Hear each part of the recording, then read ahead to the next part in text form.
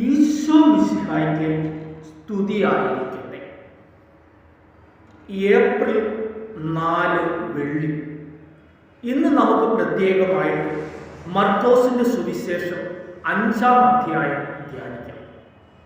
ഇന്നത്തെ ചോദ്യം: അവന്റെ വസ്ത്രത്തിൽ ഒന്ന് തൊട്ടാൽ മാത്രം മതി, ഞാൻ സൗഖ്യം പ്രാപിക്കും എന്ന് വിചാരിച്ചത് ആരാണ്?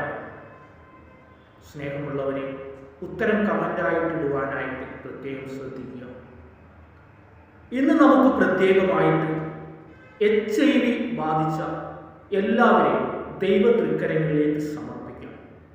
കർത്താവെ, അറിഞ്ഞോ അറിയാതെയോ HIV ബാധിച്ചവരായ എല്ലാവരെയും ദൈവത്തിന് ഞങ്ങൾ സമർപ്പിക്കുന്നു. കർത്താവെ, സൗഖ്യപ്പെടുത്തി അനുഗ്രഹിക്കണമെന്ന് ഞങ്ങൾ പ്രത്യേകം പ്രാർത്ഥിക്കുന്നു.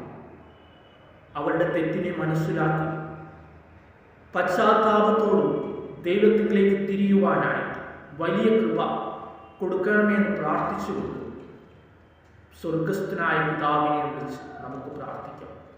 സ്വർഗസ്ഥനായ ഞങ്ങളുടെ പിതാവേ, അങ്ങയുടെ നാമം പൂജിതമാകണമേ, അങ്ങയുടെ രാജ്യം വരയണമേ, അങ്ങയുടെ തിരുമനസ് സ്വർഗത്തിലെ പോലെ ഭൂമിയിലുമാകണം.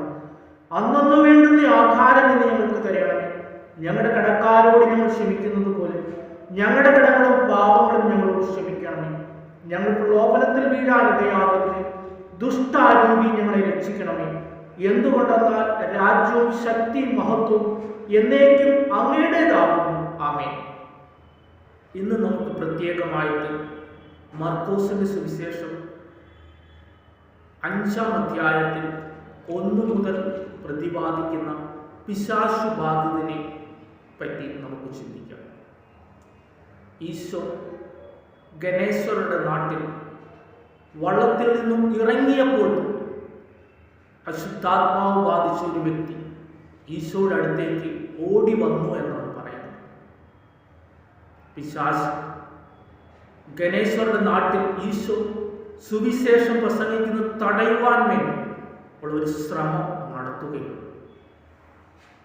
ആ പിശാചു ബാധിതനെ പറ്റി പറയുന്നത് ശവകുടീരത്തിൽ കഴിയുന്നു എന്നാണ്.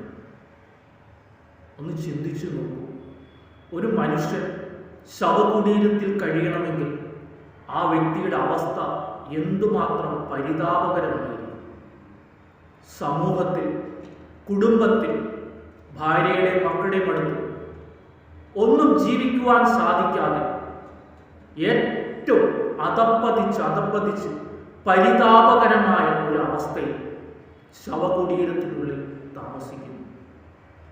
നമുക്കറിയാം, ശവകുടീരം എന്ന് പറയുന്നത് ചീഞ്ഞ് നാറി ദുർഗന്ധം വമിക്കുന്ന ഒരു സ്ഥലമാണ്. അയാളുടെ ജീവിതവും അതുപോലെ പാപത്തിൻ്റെതായ അവസ്ഥയിലൂടെ ചീഞ്ഞ് നാറപ്പെട്ട ഒരു ജീവിതമാണ് ആ പിശാചു ബാധിതൻ നയിച്ചുകൊണ്ടിരിക്കുന്നത്. ഈശോ ചോദിക്കുന്നുണ്ട്, എന്താണ് നിന്റെ പേര്? ലഗിയോൻ. ഞങ്ങൾ അനേകം വ്യക്തികളുണ്ടെന്നാണ് പറയുന്നത്. പ്രിയമുള്ളവരെ, നമ്മൾ ഒന്ന് ചിന്തിച്ചു, നമ്മുടെ ഈ ശരീരത്തിൽ നമ്മൾ അനേകം പാപങ്ങൾ ചെയ്തു, അനേകം പിശാചുക്കളെ നമ്മൾ വഹിക്കുന്നുണ്ട്.